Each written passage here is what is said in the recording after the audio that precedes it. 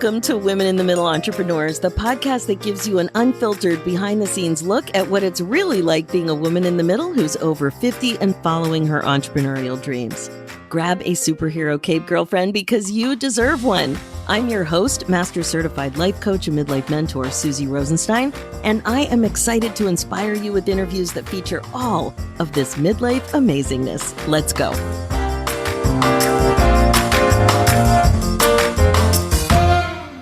Hey there, welcome back to the show. We have a really exciting interview ahead of us. It's all about becoming an entrepreneur and starting a business.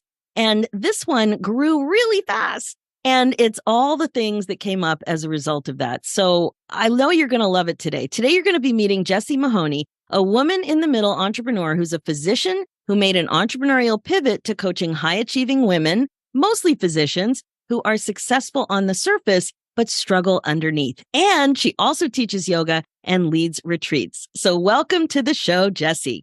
So nice to be here. Thanks for having me. Well, thanks so much for joining us today. I know we're going to have a great conversation about becoming a midlife and entrepreneur story. I love these stories. We're going to be talking about your business and what's going really well, and also what midlife issues might be getting in your way to some extent and are challenging for you in your life as well as in a business. So let's get this kicked off. Tell us a little bit about you. How old are you and what was your entrepreneurial journey like? So I am 53, about to be 54. Happy birthday. Oh, thank you. Thank you. Thank you. And my entrepreneurial journey was not a particularly intentional entrepreneurial journey. So it started the year I turned 50, actually. My business started the year I turned 50, although my journey actually started working with you the year before, when I was 49 and had that itch to be doing something else. And I had been a quite successful physician with a busy pediatric practice, lots of physician leadership roles, always looking for the thing that was going to make me feel like I had arrived and was happy and had come alive. And it wasn't that anything I had done was a problem or I didn't like it. I just felt like I had something else to give. It didn't feel like a midlife crisis per se. I just couldn't figure it out. And so I did some coaching. I did some yoga. I became a yoga teacher and a coach in the process. And it was the blending of those two things that sent me into my entrepreneurial journey. And how it started was actually with a sabbatical from my physician job. I wasn't sure if I was wanting to leave medicine. I wasn't sure if I just needed a break. And so I arranged, and in medicine, it takes a year in advance to plan a sabbatical. So I planned a sabbatical. And that was in the fall of 2019. And during that sabbatical, of course, they kept asking if I was going to come back. And I had a chief or a boss who actually knew me quite well. And I think she knew that I wasn't going to come back. And she's still a good friend. And interestingly, she's actually come and coached with me. So she very much believes in what I was going to do. But she did put quite a bit of pressure on me to decide if I was coming back. And so in January, when I wasn't scheduled to come back until April, right before what happened in February and March of 2020, I gave notice for my job after almost 20 years in a job that had what I often say is like golden handcuffs, lots of great benefits. But I was at a point where I knew if I was going to stay, I had to stay another 10 years to get all of the benefits. And I knew that in that moment, I had a lot of other things I really wanted to do in those 10 years. And so I had asked myself, well, what would my future self, my 60-year-old self, wish she had done? And that was the answer. But what I didn't know was that COVID was coming. And so I had this vague plan that I was a physician coach. I was a yoga teacher. I loved them both. And they had both really helped me get out of a stuck situation, which I will share in another podcast. But together, I just knew that they were something that I really was meant to share in my own sort of way. But I didn't have it all planned out. I didn't have my business set up. So literally the day after I resigned, where I felt completely ill, I just opened my LLC and went from there. And I had been toying with a name. And so the name was Pause and Presence.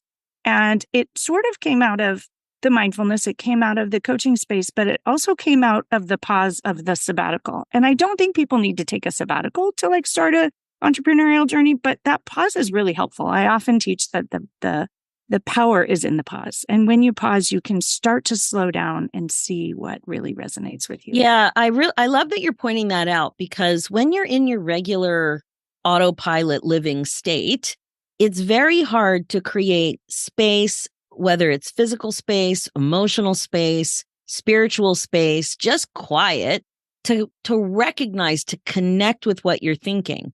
It's, I would say, impossible, It's And impossible. I don't think I was thinking anything. For me, I'm a very much feeling person.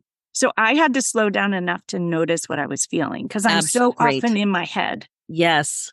Spinning. And what we know in coaching is that as long as you pick up on one of them, the other one is attached. So exactly. If it's a feeling, check it out. If it's a thought, there's a feeling there. So that's amazing. Yeah, I just started. And I started this business called Pause and Presence, and I was going to do some coaching. And I didn't have a plan, to be totally honest. So I coached a few people, and I ended up that it led to all of these things, just literally sort of one thing after the other. But within 6 weeks, COVID happened. And my original plan was I had all these backup plans where I was going to do what we call urgent care or per diem work, where I was going to do pediatrics on the weekend. I was going to work with a friend. And I had not made a clear decision to become an entrepreneur versus what I was doing. I was just going to somehow do it differently. And one of the key things about my previous job is that you can't have a side business. So you had to do one or the other. And I had worked in physician wellness my whole career. And so this did tie directly into that, which was definitely an issue. And so COVID came, and that was terrifying. And it turned out to be the best thing ever for me. Because what happened was I started teaching yoga online because of COVID. And I ended up teaching yoga online to physicians all over the country who were in distress. Yes. And I'm still doing it to this day, and I love it. It's a passion project. It's part of my business, but I do it for free because I just love it, and it brings me so much joy. And through that, I started meeting lots of people, and it's really coaching yoga. It's not just yoga, and it's mindful yoga, and it's all of the things that I teach and all of the things that I do. And so that became this natural platform that was a gift and as you know, when you're going into entrepreneurship, if you have something that you love and just happens, like things just go from there. So I also offered some coaching sessions, and for better or worse, COVID led to a lot of distress in physicians. And it turned out, because of my 20 years in physician wellness, I had this credibility, and I was able to all of a sudden just decide to go for it. But I do like to say, full disclosure, as an entrepreneur, I had no plan. I had no business training whatsoever. And I literally kind of made it up as I went along. And now I can look back and say, oh, it wasn't that hard. But in the moment, it was hard. I really didn't know which way was up or down. I was like, well, I guess I'll figure this out. And I guess I'll figure that out. Well, and the thing is, I don't know that you could have planned it. Think about it. Yeah. Would you have thought, there's no way, I think I'm going to have a yoga channel because I love yoga, and it's going to be exactly what somebody is looking for because they're in an incredible amount of stress that's profession related. Yeah. There's no way you would think yoga on YouTube. I didn't even know, what was really interesting is I was teaching yoga in my yoga studio where I had done my yoga teacher training, and it was just my neighborhood studio. And right before COVID came, I, as the physician, was like, we have to close. We have to put this online. And I know from coaching, you can do this on Zoom. That was literally what I suggested. And I was like, I'll help you set it up. And so I ended up, and I guess I'll just say this out loud. My yoga studio is my bedroom, but I have a lovely hardwood floor, and I have a lovely part that looks exactly like a yoga studio. And so initially, they had all the other teachers teaching from the studio, but I was allowed to teach from home because it looked like a yoga studio. And since then, sadly, my yoga studio has actually closed. But for me, I actually still offer all my classes to anyone there who taught with me there. They can come because they're open to anybody. They are mostly physicians because that's who I happen to know because I am one. But it just became this opportunity of really joy and fun and giving back that evolved into this amazing thing. And so, interestingly, my business is mostly coaching, but that is sort of my passion project. But what I have discovered in my business is a lot of people do yoga with me for a while, and then they reach out and want to coach with me because they feel like they know me. And so the yoga, interestingly, has been this piece that has differentiated me as a coach, and people understand that I'm truly mindful. And I think when they literally, flip upside down with you on Zoom, they feel like they really know you and they trust you. Yeah. And I think I offer real yoga. So I'm a 53-year-old yoga teacher, right? No one stands on their head. We don't stand on our hands. And I often say in my classes, the beauty of Zoom yoga is that no one's watching. So there's no comparing. You can do what you can do. So a lot of people will come who've never done yoga before, and they say, I didn't know that's what yoga was. And in part because it's coaching yoga. So I bring mindset into it. But I just find it so fun.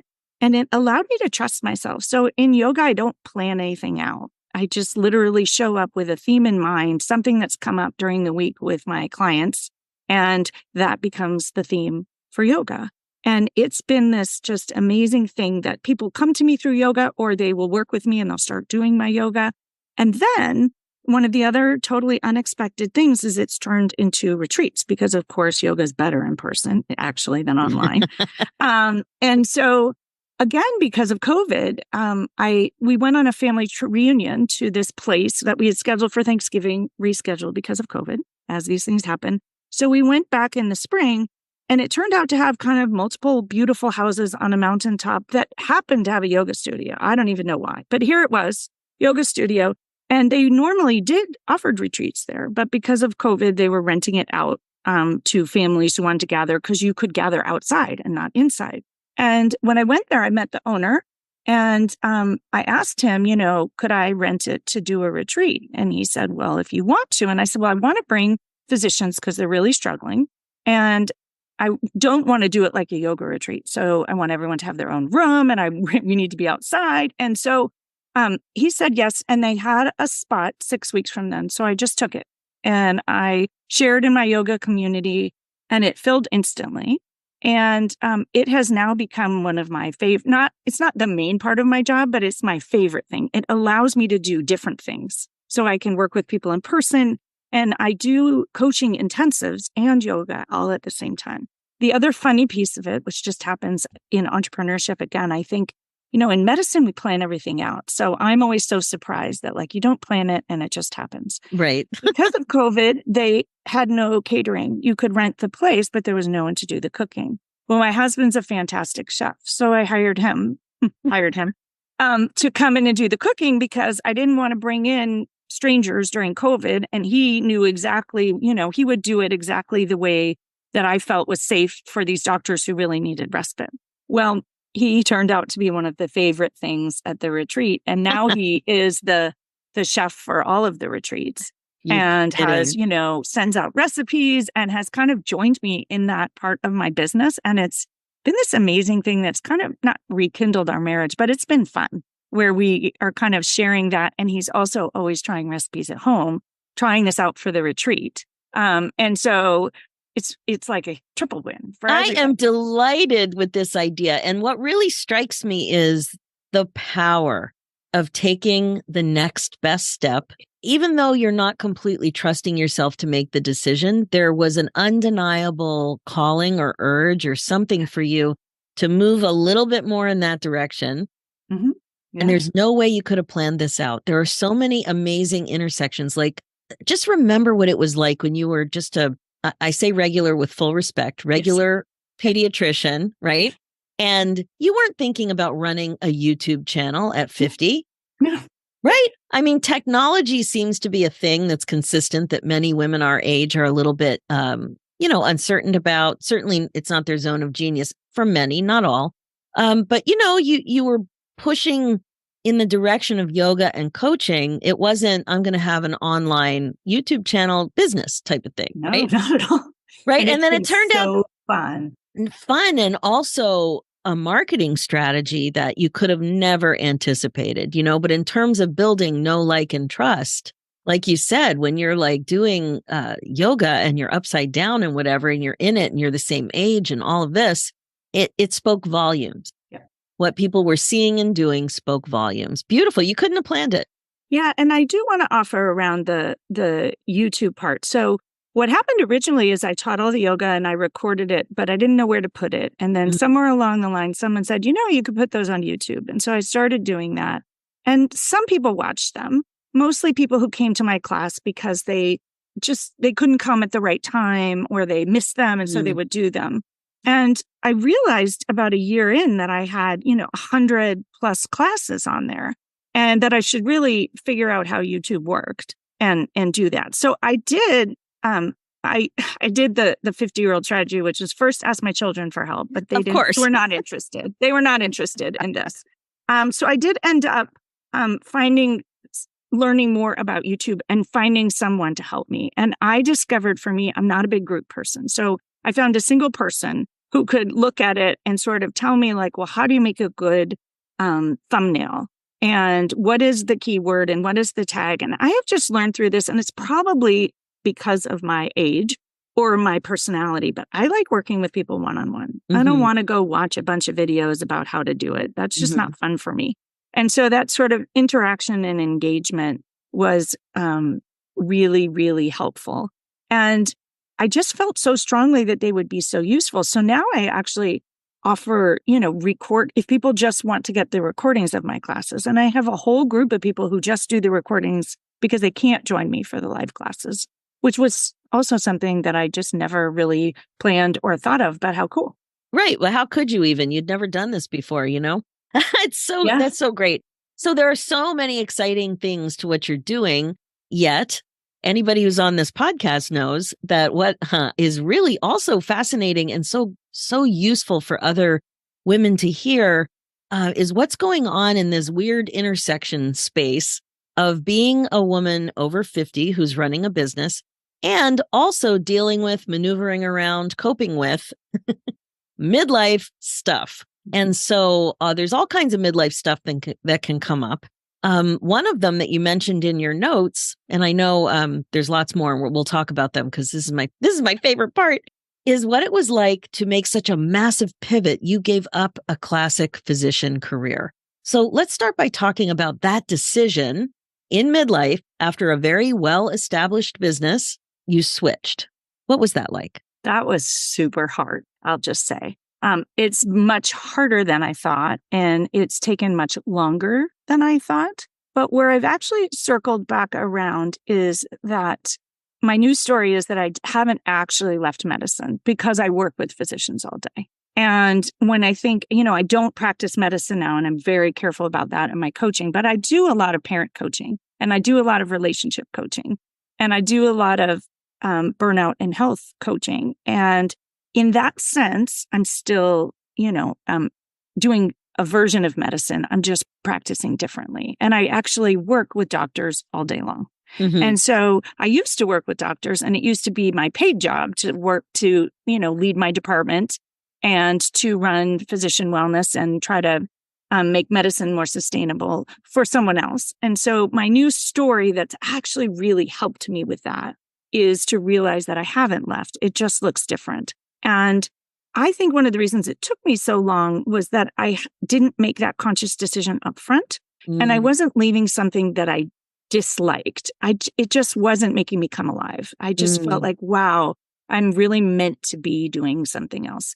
And I grew up in Berkeley, in a very hippie family. So for me, when I look back on my career, it made sense that after 20 years in a big HMO with the way that they do things in big healthcare institutions, that wouldn't be what I wanted to do for my whole my family. Was, a very funky Berkeley family. But one of the things that was also really tricky is I was not disappointed in myself. I was excited.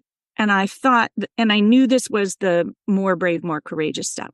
My thought is, and actually, as I tell you this, I don't know it's true, but I still think it's true.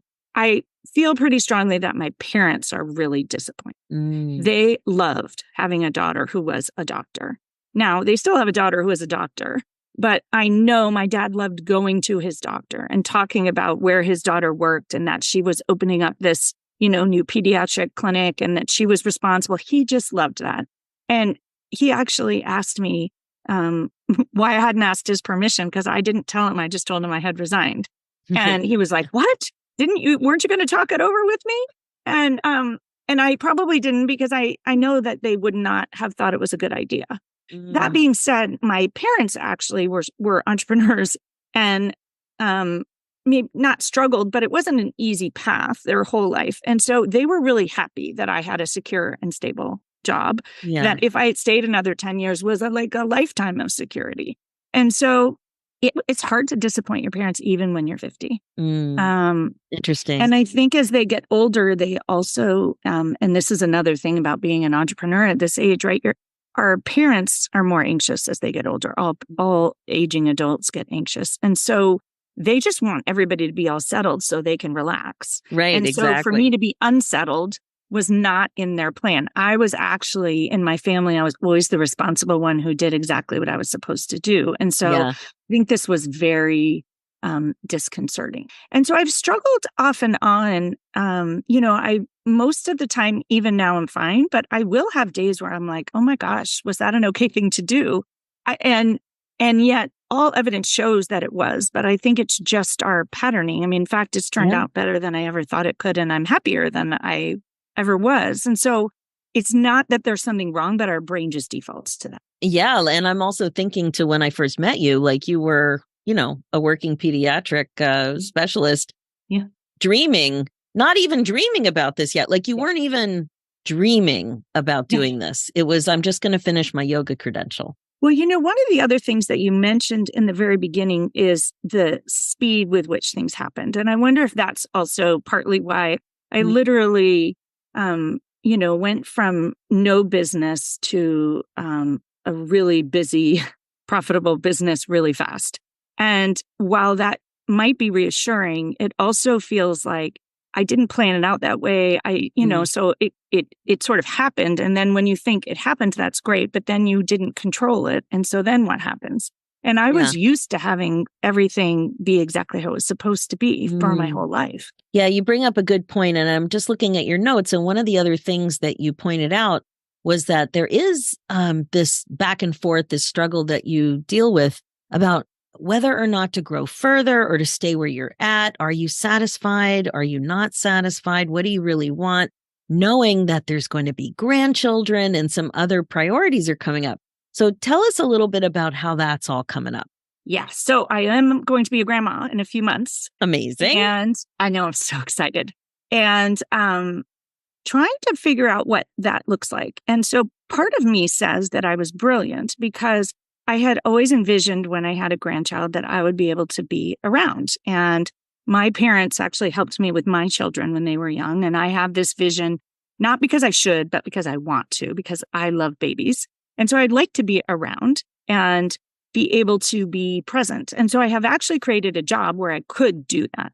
And yet I also find myself working all the time. And, then I think, well, I can't really teach live yoga from my son's apartment or whatever Airbnb I might rent nearby, or, so figuring out the details of that is a little bit more complicated than I thought. Doesn't mean I can't do it. So I, in many ways, have set myself up well. But what I'm finding a challenge, and it's really, I think, just changing my mindset, is how to schedule it out and how to say, so this is happening in April. And I didn't know about it. So I have 2 retreats in April. But around those retreats, I'm like, well, I'm just going to be there. And what do I do about all the other things that I do? Because I pretty much do everything myself, which I love. And that little bit of a challenge about it, and how much do I want to be there, and how much can I trust that the rest of it will just run on its own? And I think I'm to the space now as it gets closer that I'm just going to go for it and assume it's all going to work out fine. The other thing that's come up is that as this 50-year-old midlife woman, and as a coach for people who are successful on the surface but struggle underneath, the things that I struggle with are the things that other people struggle with. So, really? Of course. Yeah, this grandchild, it's going to be great experience for coaching. And, I write tons of blog posts, and I'm certain there's going to be a lot of them about being a grandmother. And I have actually written a fair bit recently about being a mother-in-law, because I had a most wonderful mother-in-law, and now I'm becoming the mother-in-law. And so it's like setting an intention around that. And what does that look like?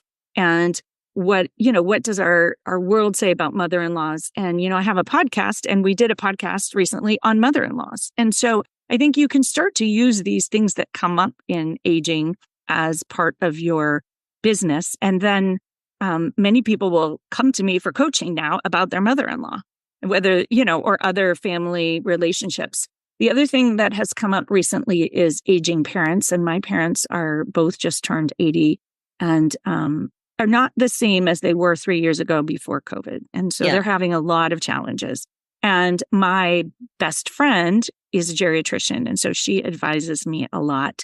And so she actually just came on my podcast talking about how to bring mindfulness to caring for aging parents as a physician. So you can see the loop around this. Yeah. But what's so cool is that after doing it, I said, wow, I need to start a coaching group for physicians who are doing this, and I want you to come do it with me. And we need to do a retreat that's focused on this for the parents who are really struggling.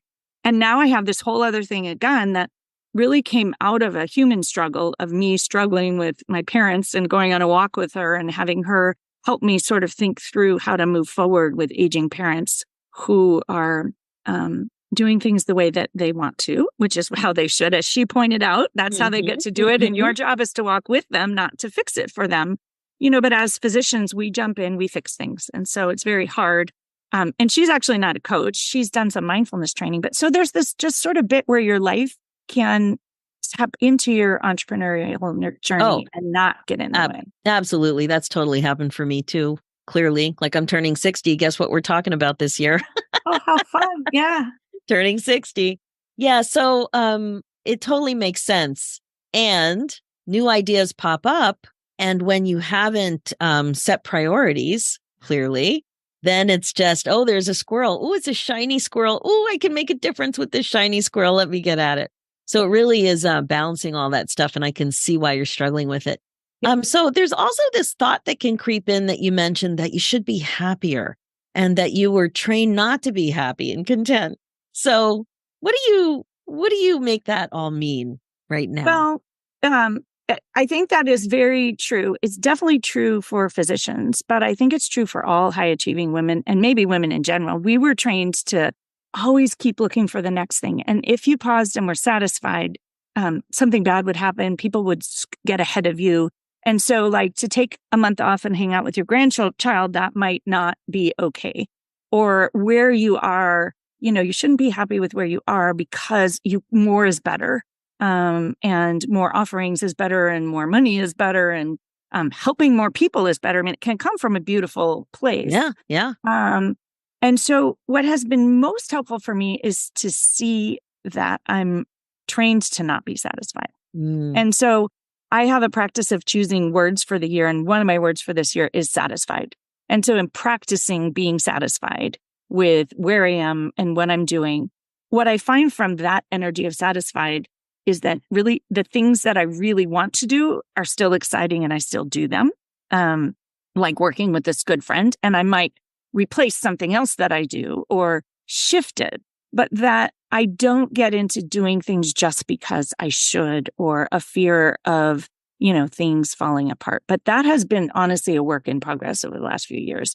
And the key thing for me was really connecting with this knowledge that of course I'm not going to be satisfied. And of course my brain goes into that threatened brain if you choose to be content or satisfied.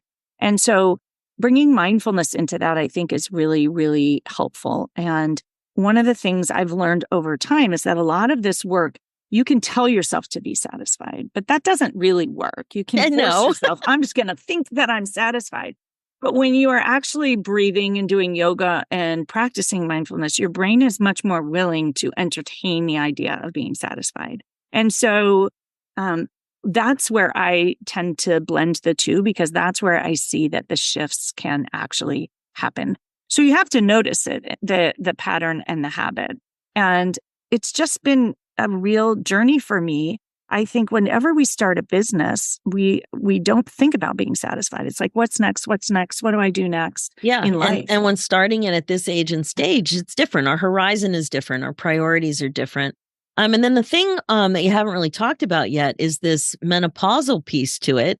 and worry and what's going on at night. And it's so easy to relate to what's going on at night or what's not going on at night. Yeah. Yeah. Like sleep, like restful sleep. Gosh. And when you asked that question, I thought, well, this is like a terrible answer, but it's really the worst part about being a 50-year-old entrepreneur is the menopausal insomnia and waking up anxious. And I realized that I probably would be waking up anxious no matter what I was doing. And that belief has helped me.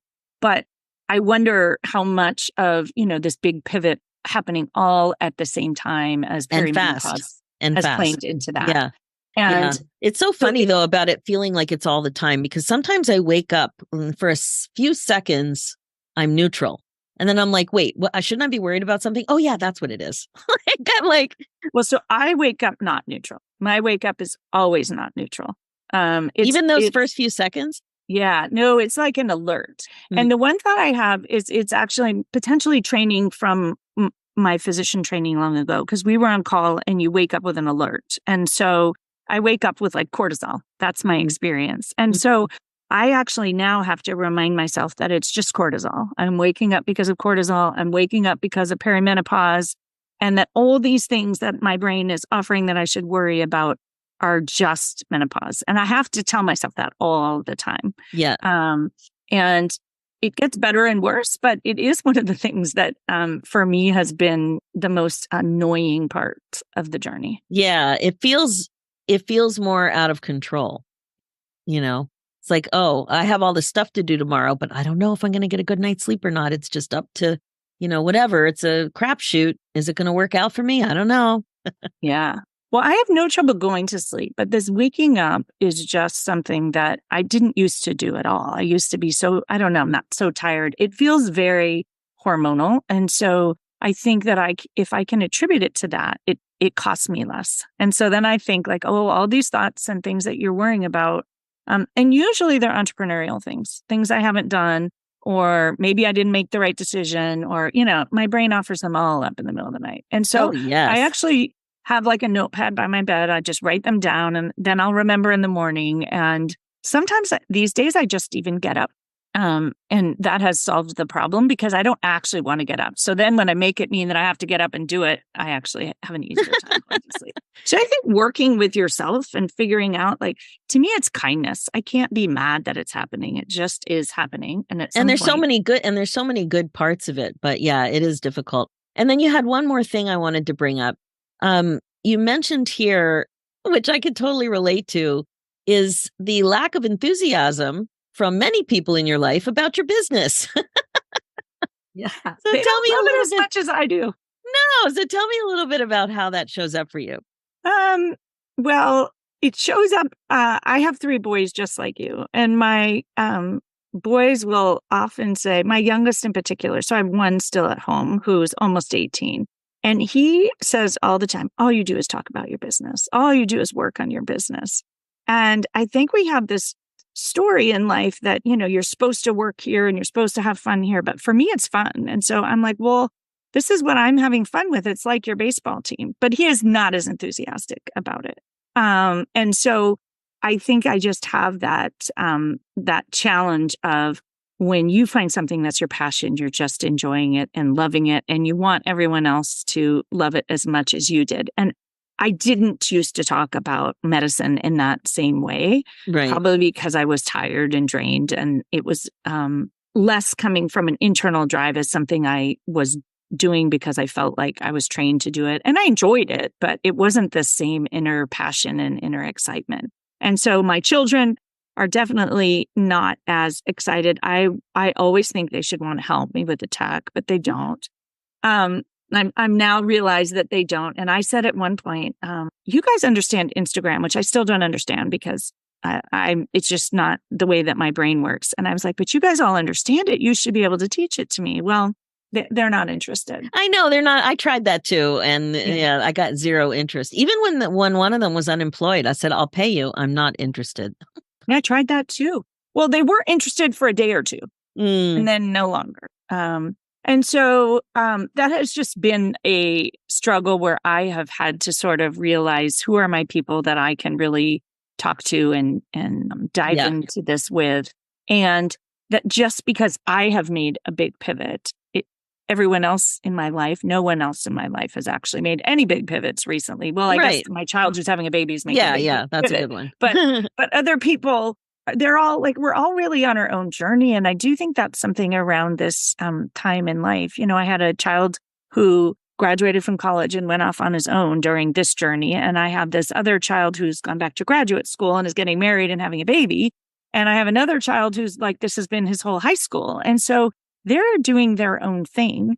But, and so when you're doing your own thing, you kind of want it to be a family thing, or I did. I've given up on that now. But I think it's a little bit different because of being a woman and being at the age we are, looking for connections with our older young adults, you know, all that stuff. But I'm just going to wrap up now. Like, I guess the one question that I am still curious about for you is like, what's the main thing you're focused on right now in your business? And in life, is it that intersection with the grandchild that's coming up, or is it a marketing thing?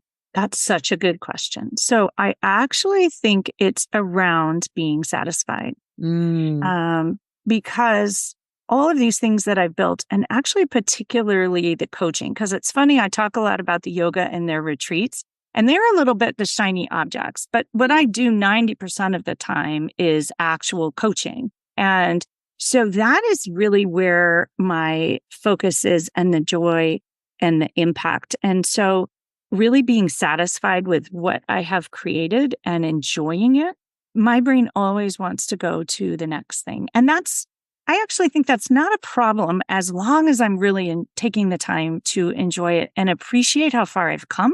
Well, it'll be a problem if you don't find, if you're not able to focus on the things you really want to focus on, right?